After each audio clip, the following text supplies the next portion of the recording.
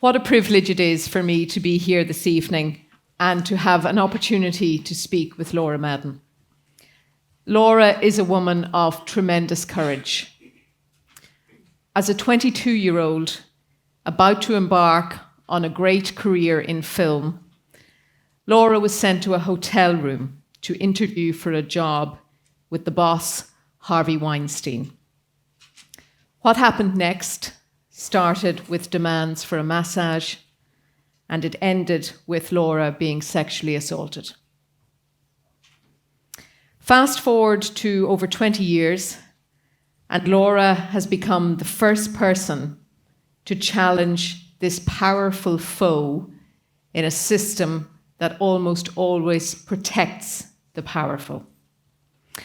And Laura told her story to two other women, Jodi Kantor and Megan Twohey, two tenacious, dedicated, investigative journalists with the New York Times.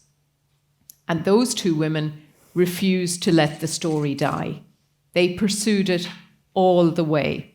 It took months and months for these two Pulitzer Prize-winning journalists to convince the women to speak to them, to track down the evidence, and to forensically evaluate it, all in the search for the truth.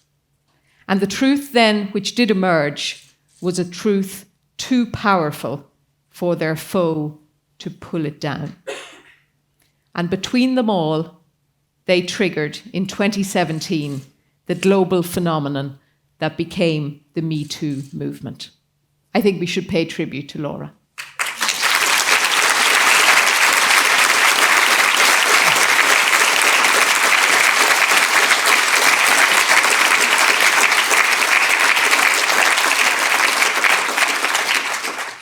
I mentioned Laura's attacker's name early on in my introduction. I'm not going to mention his name again. We are going to talk this evening about the structures that are in place, which did allow, and perhaps still do allow, predators like him to flourish in our society. We will ask what, if anything, has changed in the workplace for sexual aggressors and their victims. And we will try to establish if all of the fallout from the Me Too movement has been for the better. So Laura and I are going to have a conversation here first, and then we are going to open it up to you for questions. And as Philip said, in addition to Laura, who was a former production executive at Miramax Films in London, we are joined here this evening by Professor Linda Connolly. She is Director of the Social Sciences Institute here at Maynooth, and her research interests include gender and family studies, and she has just published on understanding the violence experienced by women in the Irish Revolution. And also with us is Dr. Anne O'Brien, who lectures in gender and production studies at Maynooth, and her main focus is on gender equality in media work and has recently published on women, inequality and media work. So Anne and Linda will join in later on in the conversation, and then, as I say, it's open up to you for observations a little bit later. So Laura, the timing of this, as Philip says, is coincidental in many ways, but a little over a week ago, in a jury room in New York, your attacker was found guilty of committing a criminal sex act and rape in the third degree. How did you hear the verdict? Well, I was actually on the telephone to my sister at the time, and my phone kept buzzing and messages were coming through. And when I finished speaking to my sister, I checked my messages, and there were just message from Zelda Perkins saying he's guilty. And then messages from journalists wanting me to quote what my thoughts were. And I rang Zelda, and we both felt the same way, which was really numb. We didn't really feel celebratory, or it was hard to put in, it was hard to, like, your feelings of everything that you've been through for 25 years, the kind of tumult of going from having it happen to you in the first place to then speaking about it to then this sort of media focus on the story has been, a really complicated time. And so the verdict just added another layer of strangeness to the whole a few years that have gone.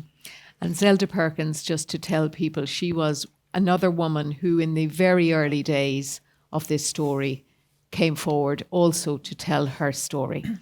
Did you expect him to be found guilty? No, I didn't. I thought he'd be acquitted. I thought it'd be really difficult for a jury in New York. First of all, he was constantly trying to get the trial taken out of Manhattan because he didn't think he would get a fair trial. I also thought that the girls, the witnesses that the testimonies were going to be hard to, I mean, historically, juries don't come down on the side of victims of sexual assault, and I thought they would find it hard, particularly with these two women who'd had relationships with him.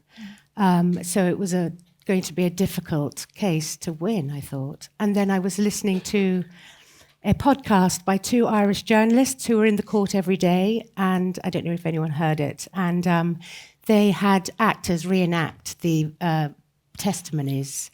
And these two journalists, I felt, were sort of weighing up every day whether the defendant, had the defendants won or had the prosecution won. And it seemed most days the defendants were winning in terms of, scoring points. So I had very little hope. Yeah, that's understandable.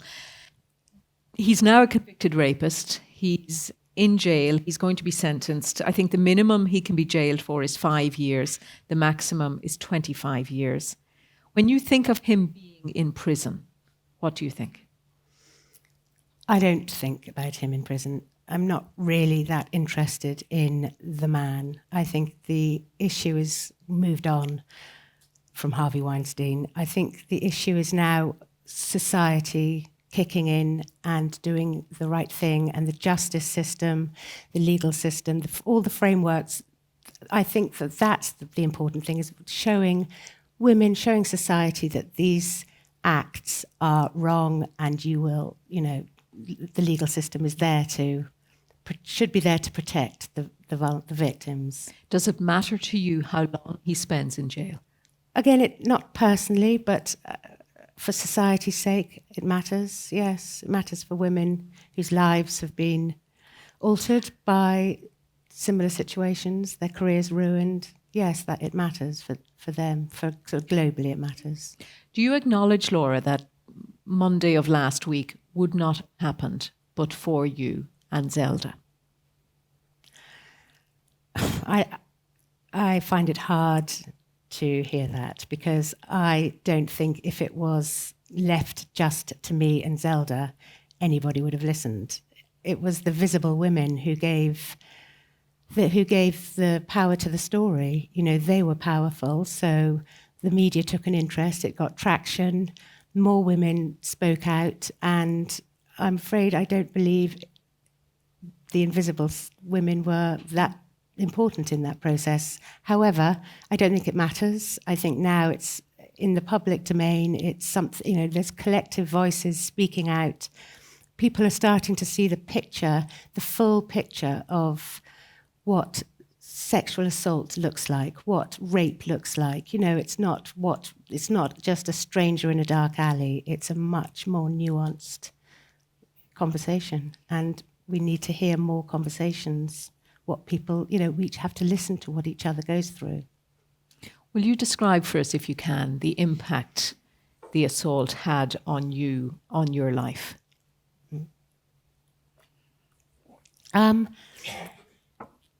Well, it completely removed my confidence in work. I had to carry just the shame of this assault. I felt complicit in it. I felt I'd somehow brought it on myself, and I felt that I got the job not out of any merit of my own, but as a kind of version of silencing me.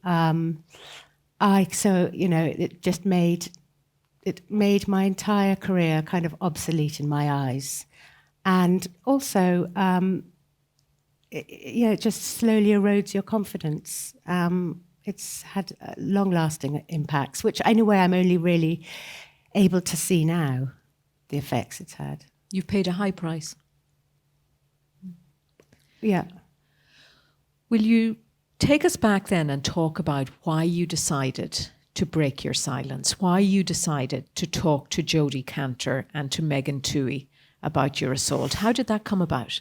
Well, it came about because I, out of the blue, got a message from a woman who'd worked at Miramax, who I hadn't spoken to for 25 years, who had been an assistant of Harvey's. And she rang me and she said, Hey, I'm just ringing. Don't you remember those great days when we all worked together? What a fantastic company Miramax was.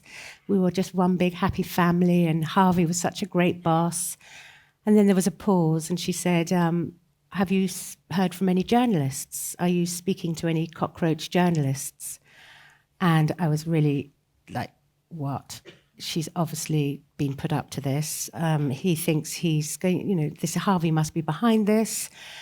This is another attempt at silencing me and silencing women. So if I hear from anybody, I'm going to speak to them. I'm not necessarily sure I was going to be prepared to go on the record, but I was prepared to be a background to any investigations that were happening. And then a week later, I heard from Jodi, and I knew I would speak to her. Yeah. And what was your thought process? Because you hadn't spoken about it publicly for all of that time. So how did you come to the decision to go on the record? Well, it was 2 months of conversations with Jodi. So initially it started, she rang me, she said, I just want to ask you some questions. Do you recognise any of this behaviour? And so it was very easy. I was yes, no, yes, yes, yes. And then she was very tenacious. She'd always ring me and sort of in a hushed voice tell me that she had some new piece of information, and then not really tell me what it was. But she'd sort of keep you in, sort of make you feel like there was momentum happening. And then she came to the UK and met me, and I was just impressed and trusted her. And I found I wanted to help her. I wanted her story to work, but I still wasn't sure I wanted to go on the record. And as time got closer and it was close to publication, I told my daughters that I was involved in their story, and I told them what had happened to me. And I thought they were going to be shocked, but they put their arms around me and said, you have to do it, you have to go on the record. You have a public duty for all young women. And they were sort of 14 and 16 at the time. And they saw things were not changing. They were seeing similar situations happening with their friends, with themselves. And that was the galvanizing moment. That's when I knew I had to go on the record. And how hard was it for you to tell your daughters? I was quite terrified of telling them. I thought it was going to be really shocking, and that they would feel, and again, I thought they would think less of me. What happened then when you did speak out initially? Did you feel a burden lifting, or did you feel you were losing control of the story? I felt at the time it's really hard to answer that question. I feel different things at different times. I feel as the further I get away from that, deciding to go on that decision, I'd feel, yes, the story has slightly run away from me, that I'm not in control of it. I'm not really sure, sometimes I feel there's an expectation that you should be a spokesperson, and I don't feel like I'm comfortable being that person. Sometimes I just want to move away from it. Yeah. Did it feel liberating, though, in a way? The moment it was liberating was in about 6 months after it. I did this documentary for Channel 4, and I was interviewed, and it was the first time I said publicly what had happened to me. And they intercut this conversation with photographs of me as a young girl in my early 20s when I started working for Miramax.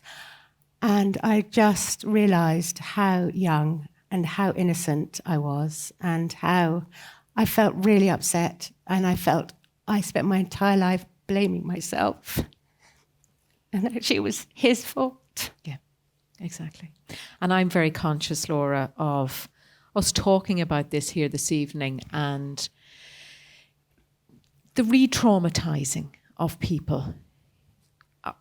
What is your opinion on that? The effect of telling and retelling your story. Is that hard? Yes, and it also sometimes it starts to feel like there's a prurient interest in it. That's the bits that people want to focus on. They want to talk about the salacious sides of the story and not focus on actually the culture of it. But then I suppose maybe that's a human response. Maybe we do need to go into the details in order to feel brave enough for the next person to speak up, or to truly see the extent of the nuances of assaults. Maybe we need to keep hearing the details. You talked about the woman from Miramax calling you out of the blue 25 years later and talking about the cockroach journalists.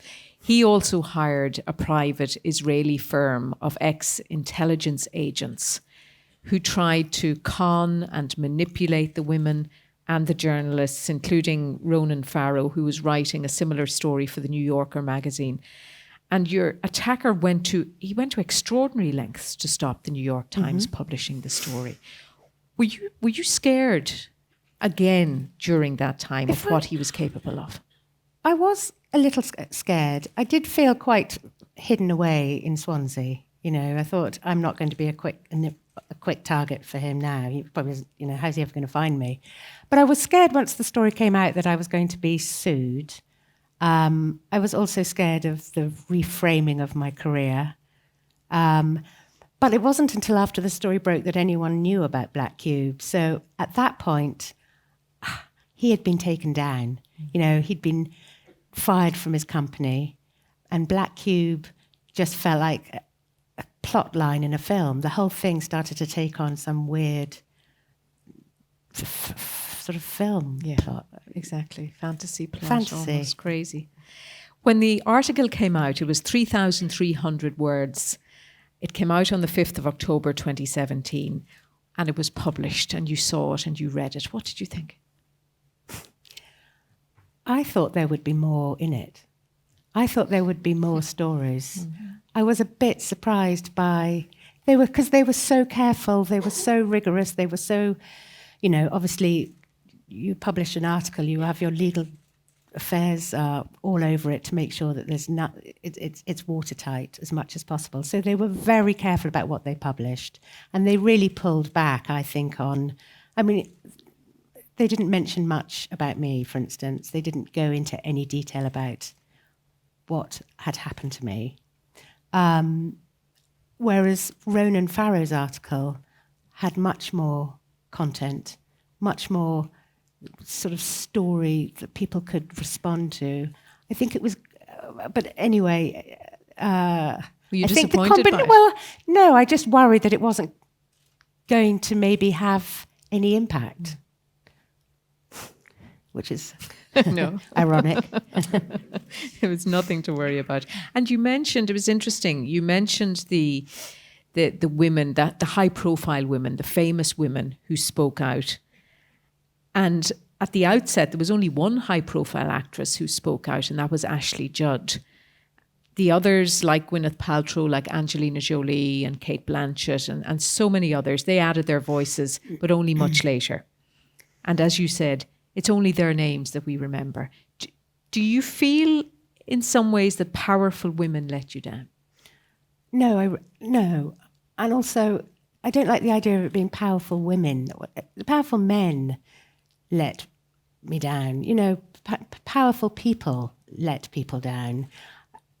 I think the women have every right not to speak up. Who knows what people's private situations are, what they have to lose. I was in a much better position to speak out than they were. They were working in that industry.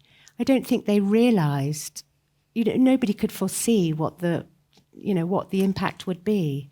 So I don't blame them at all. I think we should stop blaming people and actually move on from, looking to who do we blame for this? How do we change this? Well, that's what we're going to talk about now very soon. Just a final question, Laura, for now. Could you ever have imagined that you would have helped to bring this powerful man down, this predator? Did you ever truly believe that what happened in that courtroom in Manhattan nearly 2 weeks ago would have been the final outcome? I did think that he would be caught. I thought it would eventually be exposed. I didn't realise the full picture of his predatory ways. I didn't realise that there were going to be hundreds of voices coming forward.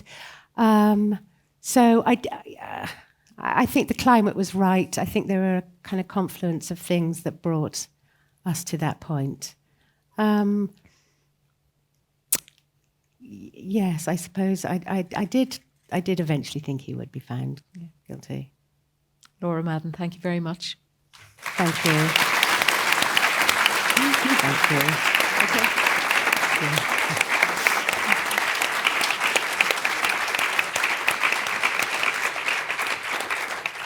Well, I'm going to bring in now Professor Linda Connolly and Dr. Anne O'Brien, both from Maynooth University, to join our conversation. And Laura is remaining with us, and we'll take some questions and give her opinions and views as well.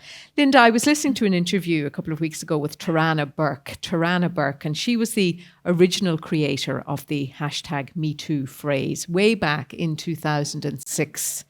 And she was in Selma, Alabama at the time, and she was working with dozens of young girls and teenagers. And at the end of a workshop session, she asked them to write down 3 things that they had learned. And she also said to them, if you have survived sexual abuse or you want help, write the words "Me Too" at the bottom of your page.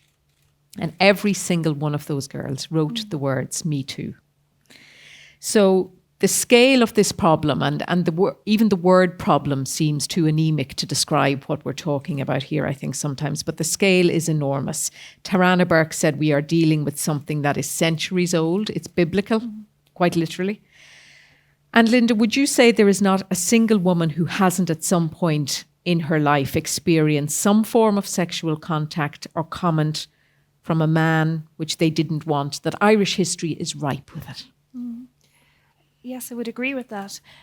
If we look at the very few studies that have been done, the most reliable recent report is the Savvy report, and that reports very high levels of sexual harassment, sexual assault, on a whole spectrum of behaviours. We still lack an awful lot of data, but then I suppose if we talk about the cultural context in which women describe their experience in that sense, yes, it is the case. There's a deeply embedded cultural assumption. If we go, back many decades, certainly to before the 1970s, when we saw the first rape crisis centres emerging in Ireland, you can see when, in the second wave of feminism, when women began to speak out about questions that were never really discussed. They were considered private, to be dealt with privately by the individual or indeed within the family, which is ironic if you consider, the levels of abuse that can occur within families as well. But we see very much the assumption that, that women were culpable in their behaviour was culpable in harassment or in attacks, for the first time being questioned, and the analysis shifting to looking at questions around power, as you quite rightly said, Laura, that it's the individual woman experiences something like this, but the overall connections are in terms of how gender and power is constructed. So we see, I think, very much, and I think what you have done and Me Too is part of this, what we call the lifting of the lid, that these questions being talked about in a public context, the breaking down of that sort of public-private dichotomy that really sort of governed the silence, the myths, and the assumptions around women's role in society. And how prevalent is it in the media industry in particular? It's probably hard to gauge, Audrey, exactly how prevalent it is because, as Linda said, a lot of it's internalised and kind of kept at a private level. And it's also very, very risky for women who work in media industries to kind of challenge this status quo. Because as Laura said, so many of them are working in industry. And there is that sense that if you make these revelations, you're the one who will pay the price. It's a lot of the women who suffer the consequences of challenging these powers. When I was writing the book, I interviewed about 60 women. And 10 of them would have spoken to me about experiences of sexual harassment, not necessarily their own personal experiences of it, but they knew of people who had experienced it as well. So it's fairly common. And would they have called it out in their workplace or not? That varied. So there would have been, say, one incident where, a young presenter was due to go away on location with an executive producer, and she just was really uncomfortable with this. She spoke to a production assistant about it, who said to her, well, yeah, he has form. He was caught breaking into some presenter's room on the last gig. The presenter felt comfortable enough to talk to a female director that she was working on the series with, and the two of them together went to a commissioning editor, male commissioning editor, who didn't do anything about it, but they persisted and went to another female commissioning editor who did address it, investigated the incident, and the guy was fired. But what was interesting, and the director told me about it, and what was very revealing, was a conversation that was had subsequently with the director, the commissioning editor, and somebody from the board of the organisation, where the board member turned around and said, well, sure, your one's gorgeous, you couldn't blame him anyway. So although the organisation had acted correctly and had policies in place, nonetheless, the culture remains where it's acceptable to see women as objects for male power. So in that situation, it was addressed, but a lot of women talked about not really feeling like they could challenge it. And it was really interesting that there was a couple of women I spoke to who were kind of further on in their careers now and in positions of power themselves. And they kind of said, I really regret 20 years ago that I wasn't able to call this out. And we would have conversations kind of about how young they were and how vulnerable they were, and how when you're starting out in your career, it's so difficult to turn around and to challenge these really powerful people and to understand, what's doable in terms of taking it on. Laura, were you prepared for how the Me Too movement galvanised women around the world in so many walks of life? No, I wasn't prepared for it at all. I had no expectation of it happening.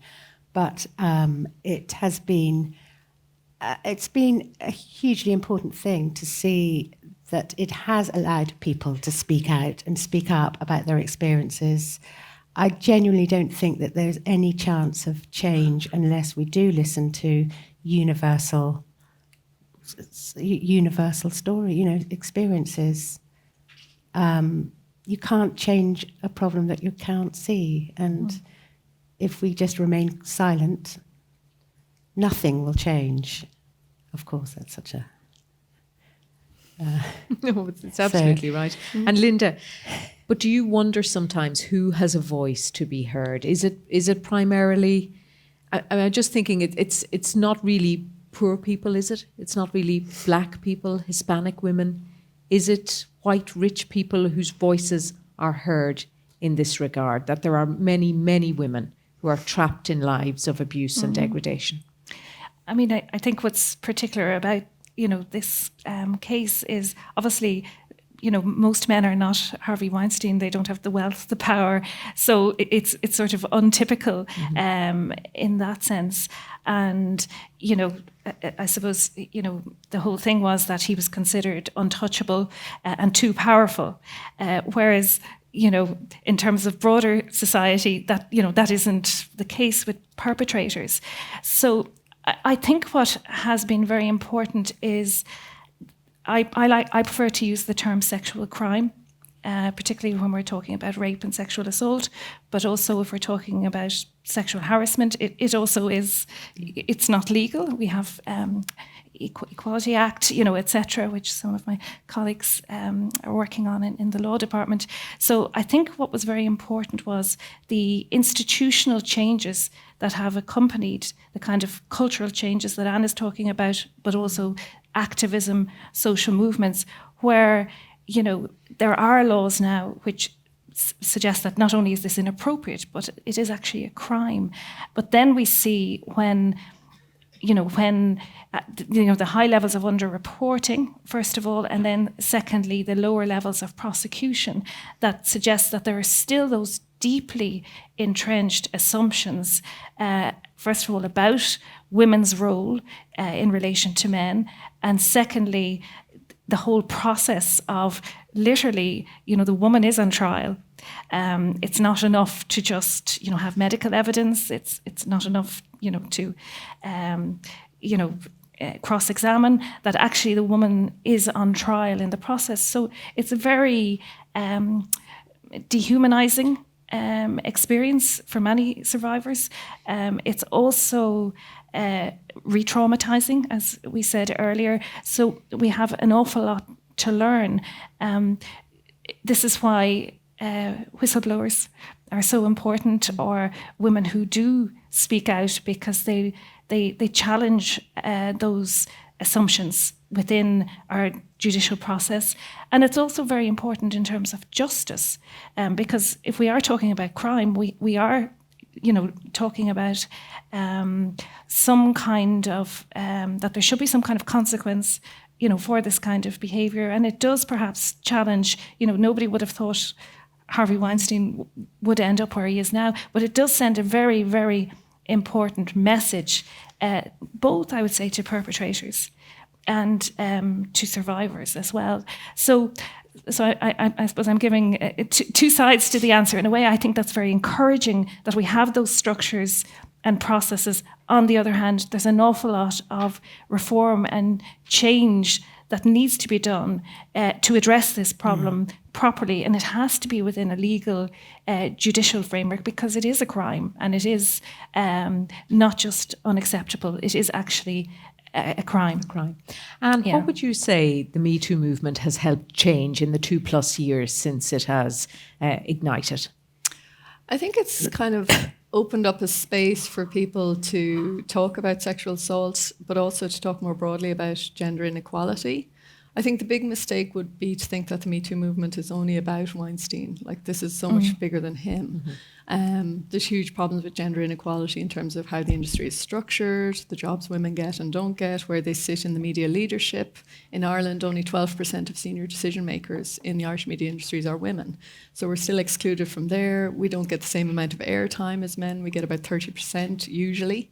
So there's serious underrepresentation of women in media industry. So there's a whole culture there around our on-air representation, around our participation in the industry, around our places in leadership. And all of that needs to change if you're going to address sexual harassment in the workplace. Media industries are a particular form of work where it's very informalised. It's very heavily networked. There's no HR department that can, every woman's kind of doing her own deal within that industry. And so if there are to be legal protections, they need to be very much kind of tailored around that form of an industry as well. But I think Me Too has probably given an awful lot of women hope that change can happen, and a connection in with people that are experiencing this in so many different industries, from farm workers in South America to women in Hollywood. Yeah. Laura, what do you think it has achieved in its time? Well, I don't think it's achieved enough, really, has it? I mean, nothing has really changed in terms of the legal system, policies, procedures. It's all taking a long time to change. I mean, we're also, the hashtag MeToo movement has been around for a lot longer than 2 years. Yeah. It's been, was it 2015? I can't remember exactly. So, it's taking a long time to actually see real movement, real change. I mean, NDAs can still be signed. Non-disclosure agreements. Yes. Yeah. Linda, I suppose, as we were saying, one thing that has changed and is changing is that people who are abused or assaulted or harassed by people in power have been given a space to be seen, to be heard, to be believed. And yet, if you look at figures in the United States, for example, 37% of white male Republican voters in the United States say that they wouldn't believe women who came forward and told a story of abuse. And we have a man in the White House in the United States who proudly admitted to abusive sexual harassment and is more than likely going to be re-elected. So what does that tell us about how people really feel about this issue? Yeah, again, it is like one step forward, two steps back in a way. I think it's unfortunate, is probably a mild word, to say that, we have particular leaders in the United States and the UK, if I might say it, which have what I would call a particular form of toxic masculinity. And so again, that again gives the message that this is something that's valued, or that it's acceptable. It's also quite common if you look at periods where there has been a lot of progress in terms of feminist gains, such as I said earlier, I think rape crisis was absolutely critical and significant, not just in challenging cultural assumptions, but also in provision of services are hugely important to the women who don't come forward and who quietly, avail of these services, and so forth. So often you have a backlash, you have a cultural backlash, and that is, I think, evident in the kind of political leadership that we see today. That it's just astonishing what Donald Trump says. I mean, it's just every time you hear it, you sort of do a double take, and it's very worrying. But I suppose it is what it is, and in a sense, it's a very crude reminder that that this is the reality in terms of assumptions about women, about our sexuality, and respect for women in the context of power, in the context of politics, the media, etc. So again, there are media studies scholars here who know more about this, but how, I suppose, in an era of fake news, etc., and social media, those kinds of boundaries, about what can and cannot be said or tweeted or whatever, have become more fluid and more porous. So in a sense, that has opened up, certainly in terms of activism and responding to these questions we're talking about here tonight, that has opened up a very complex and new challenge in terms of those who are trying to address these problems in society and who are trying to change society.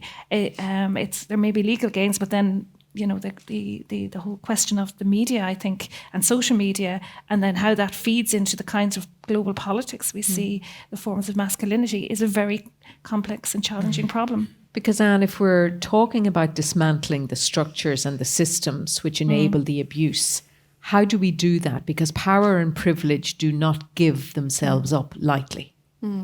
How do we do it? And I don't think women are going to give up on getting power too lightly either, because I think we have to own our victories as well. And I think it's really important sometimes to look back and to recognise that, in the 70s, women didn't work in journalism in Ireland. It wasn't a viable career for them. Geraldine Kennedy was the first and only woman in the newsroom in the Irish Times for quite a significant period of time. If women worked in media, it was on the women's pages, but they were able to politicise those and run an entire women's liberation movement out of those newsrooms.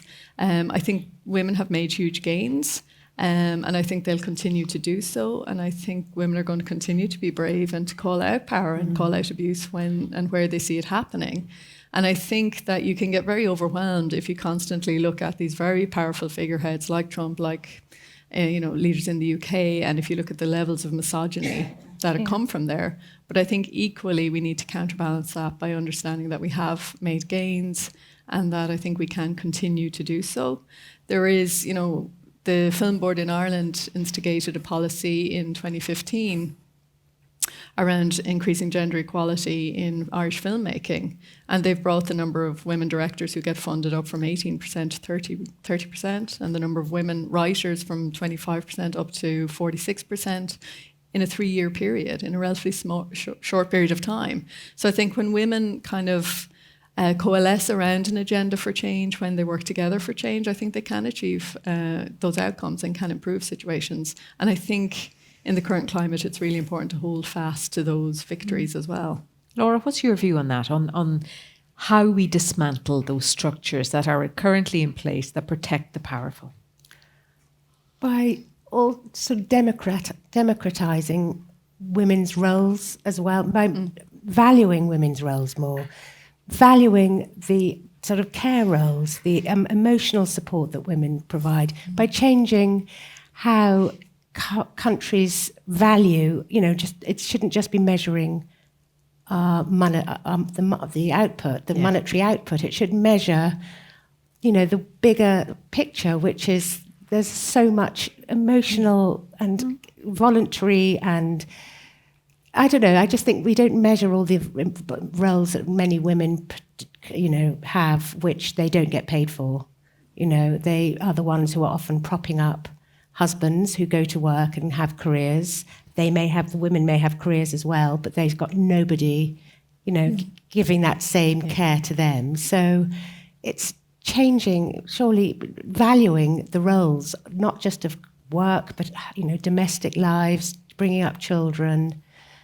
That's interesting because Linda Tarana Burke, who I was mentioning earlier on in that interview, she said we also need to address capitalism, the love of money and the desire to have it, that people value it more than the humanity of the women that they destroy. You agree? Absolutely. And again, you could broaden that out and look at the priorities around the funding of, as I said, the actual practical services, that need to be put in place to deal with the impact and the fallout. It's not just about prevention. It's actually dealing with, the hurt and the pain, often lifelong, that these issues and crimes can cause. So the priority, the funding priority, is not to, as we know, to put it into women's aid or rape crisis. When we talk about, the economy, we're not talking about those very important services. So I absolutely agree, yeah. And has the fallout from the Me Too movement been all positive in your mind? Because we hear from time to time when various instances of abuse and particular cases are talked about in the media, there's a backlash, as we mentioned, and people decry it as a witch hunt. What do you say to that?